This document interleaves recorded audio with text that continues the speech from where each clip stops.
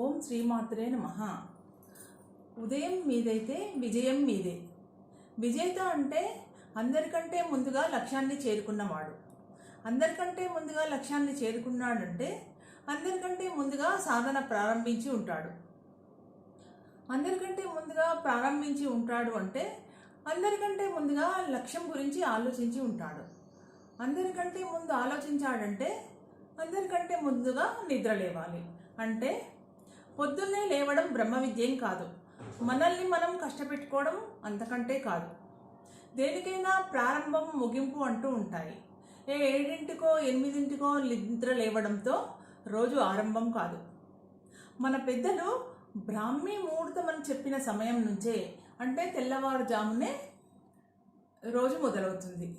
ఆ తర్వాత ఎప్పుడు నిద్రలేసినా లేట్ అటెండెన్స్ కిందకే లెక్క. ఆలస్యంగా బడికి వచ్చిన విద్యార్థి పాఠాన్ని కూడా ఆలస్యంగానే నేర్చుకుంటాడు. మార్కులు కూడా అంతంత మాత్రంగానే వస్తాయి. ముందుగా బడికి వచ్చిన విద్యార్థి అన్నింటిలో ముందుంటాడు. అలాగే మన జీవిత పాఠశాలలో లాస్ట్ బెంచి ఫెయిల్యూర్ అని అనిపించుకోకూడదు అంటే తెల్లవారుజామునే మేల్కొనాల్సిందే. సమాజంలో 5% మంది మాత్రమే విజేతలు, నాయకులు ఉన్నారు. 95% మంది అనుచరులు పరాజితులే. ఈ 5% మంది దినచర్యను, వాళ్ళ జీవిత దినచర్యను పరిశీలిస్తే వారు తెల్లవారుజామునే మేల్కొంటారు. అందరూ నిద్రపోతున్నప్పుడు వారు మేల్కొని ఉంటారు. అందరూ కలలు కంటున్న సమయంలో వారు కలలను నిజం చేసుకోవడానికి ఆలోచిస్తూ ఉంటారు. అందరూ పరుగులు ప్రారంభించే సమయానికి వారు గమ్యాన్ని చేరుకుంటారు. 1 గంట ముందు లేస్తే పోయేదేం లేదు, బద్ధకం తప్ప. వికాసానికి ముగింపు అంటూ ఉండదు. ఒక శిఖరాన్ని చేరుకోగానే పర్వతారోహణ పూర్తయిపోదు. దానికంటే ఎత్తైన మరో శిఖరం మన ముందు సిద్ధంగా ఉంటుంది. నన్ను అధిరోహించమంటూ సవాల్ విసురుతుంది. జిజ్ఞాసి నిత్య విద్యార్థి, నిరంతర యాత్రికుడు. దీనికి ఉదాహరణ, ఒకరోజు నారదుడు బ్రహ్మదేవుడి దగ్గరికి వెళ్ళి మీరెంతవరకు జ్ఞానాన్ని సంపాదించారు అని అడిగాడట. బ్రహ్మదేవుడు నారదుడిని తీసుకొని హిమాలయాలకు వెళ్ళారు.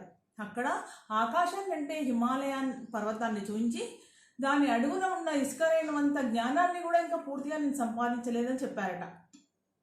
బ్రహ్మదేవుడే అలా చెప్పినప్పుడు మనకేమొస్తుంది జ్ఞానం? అంతా ఎంత జ్ఞానం అని మనం నేర్చుకోగలం? అందుకని జిజ్ఞాసి అంటే నిరంతరం నేర్చుకోవాలి, తెలుసుకోవాలి అని తపన ఉన్నవాడు. జిజ్ఞాసి అనేవాడు నిత్య విద్యార్థి, నిరంతర యాత్రికుడు.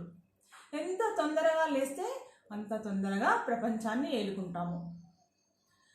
తెల్లవారుజామునే లేవడం వలన చురుకుదనము, ఆరోగ్యము చేకూరుతాయన్నది పెద్దల మాట.